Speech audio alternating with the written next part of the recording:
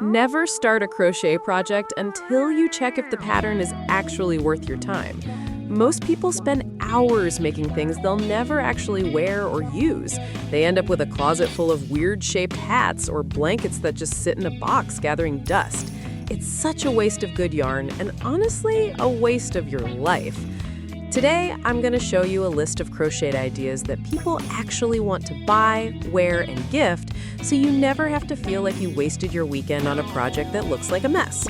We are going deep into what makes a project good versus what just looks good in a filtered photo on the internet. The biggest problem we have in the crochet world is that it's so easy to get distracted by cute patterns that just aren't practical. You see a picture of a giant stuffed dinosaur or a tiny little amigurumi octopus and you think, I need that right now. But then you realize you have nowhere to put it and nobody to give it to. Or maybe you start a massive sweater and realize halfway through that the yarn is way too itchy to ever touch your skin, or the sleeves are shaped like triangles for some reason. This leads to what I call the yarn graveyard. It's that pile of half-finished sleeves, tangled knots, and abandoned dreams under your bed that makes you feel guilty every time you look at it. We need to stop making things just for the sake of making them and start making things that actually bring value to our day-to-day lives. The challenge is finding that sweet spot between a project that is easy enough to finish but cool enough to actually show off in public. Let's look at some better options that solve this problem and keep you excited. First, let's talk about the weekend cardigan. The challenge with most handmade clothes is that they take forever. If you're using a tiny hook and thin yarn, you'll be working on that sweater until the next decade. But if you use a chunky yarn and a massive hook, you can finish a whole cardigan in just a few sittings. The trick is to use a simple stitch like the half double crochet.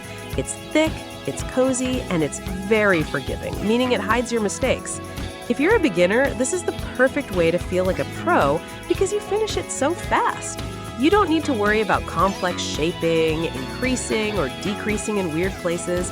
You just need a few big rectangles that you sew together at the end. It looks like something you'd buy at a high-end boutique for $100, but it only cost you a few balls of yarn and some time on the couch. Think about how much better you'll feel wearing something you made yourself that actually fits and looks trendy. Another huge idea right now is functional kitchen and home stuff.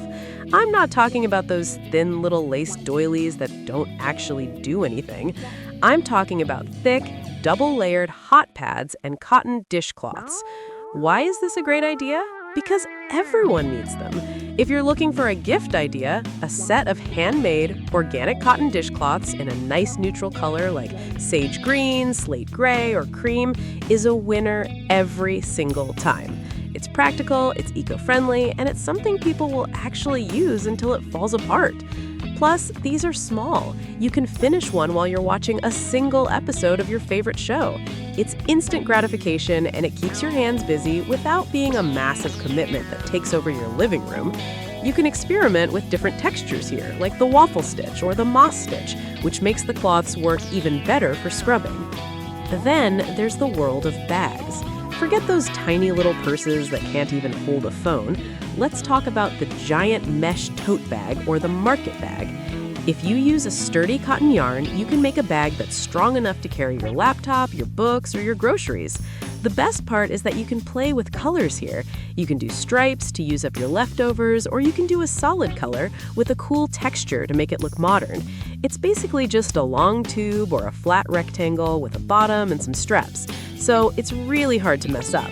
It's a great project for when you want to relax and not think too much about counting your stitches every 5 seconds. These are also great for the summer because they are breathable and light.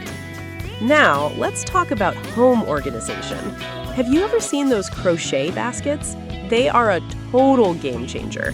If you use t-shirt yarn or hold 2 strands of regular yarn together, you can make these stiff, sturdy baskets that hold your keys, your remotes, or even more yarn. They look amazing on a shelf, and they're much cheaper than buying plastic bins from the store.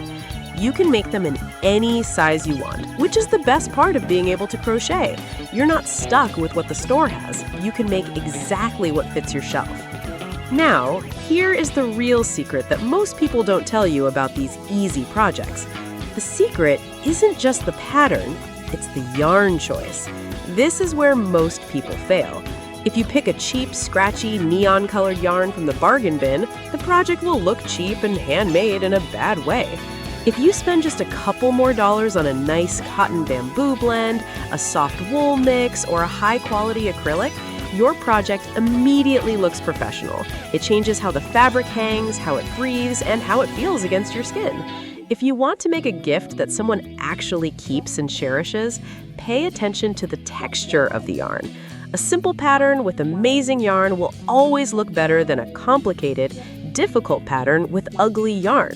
This is the moment where your hobby turns from just a craft into something people actually ask you to make for them. People will literally offer to pay you when they see you using a bag or wearing a sweater made with the right materials. When you look at all these ideas, the common theme is that they're all things that fit into a modern lifestyle. We're not just making stuff for the sake of making it. We're making clothes we actually like, bags we use every day, and gifts that people actually appreciate.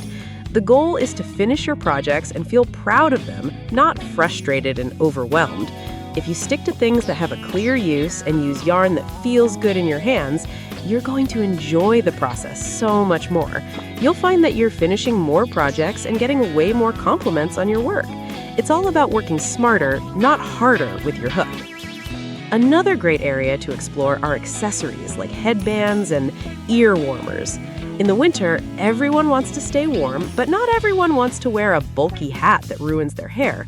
A twisted headband is one of the easiest things you can possibly make. It's just a long strip of stitches that you fold and sew in a specific way to get that cool knot in the front. It takes about 40 minutes to make, uses very little yarn, and looks incredible in photos. You can make 10 of these in a week and have all your holiday shopping done for your friends. Let's also talk about pillows. Buying decorative pillows for your couch is surprisingly expensive. But if you crochet a couple of large squares and sew them over a cheap pillow insert, you have a custom piece of home decor. You can use velvet yarn to make them super soft, or a chunky wool to give that hygge cozy vibe. It's a great way to add a pop of color to your room without committing to painting a wall or buying a new sofa. So stop scrolling through thousands of patterns on Pinterest that you'll never finish, and just pick one of these practical ideas to start tonight. You'll be surprised at how much faster you learn when you're actually excited about the end result. If you choose something small and useful, you'll have that finished feeling by the time the sun goes down, and that's the best feeling in the world for any crafter. Don't let your yarn sit in the bag gathering dust when it could be something cool that you're actually using or wearing.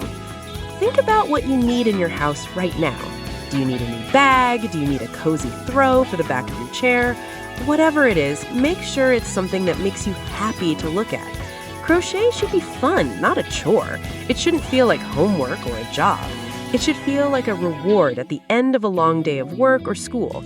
So go grab that hook, find a yarn that feels amazing, something you can't stop touching, and start something that you're actually going to finish this time. You've got the skills, you just need the right idea to get you moving again.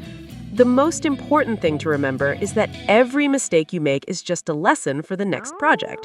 If your first bag is a little lopsided, who cares? It still holds your stuff. If your first cardigan is a bit too big, now you have an oversized, comfy sweater for the house. The point is to keep going and keep creating. There are so many cool things you can make with just a hook and a string. So don't let a hard pattern scare you away from trying something new. Keep it simple, keep it useful, and most importantly, keep it fun. One last tip. If you're feeling uninspired, try changing your environment. Take your yarn to a park, a coffee shop, or just a different room in your house. Sometimes a change of scenery is all you need to get those creative juices flowing again. And remember, you don't have to be perfect to be a real crocheter. You just have to enjoy what you're doing. There is no such thing as the crochet police coming to check your tension or your edges. If it stays together and you like it, it's a success.